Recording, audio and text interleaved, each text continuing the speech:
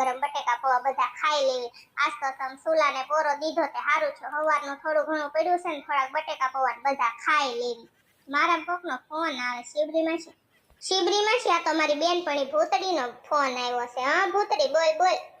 કાઈ નહીં, જોને બટેકા પૌવા બનાવ્યા છે ને થોડું ઘણું રાંધેલું પડ્યું છે અને અમે હું ને શિબરી માસી બે વાતો કરતા હતા ત્યાં તારો ફોન આવ્યો.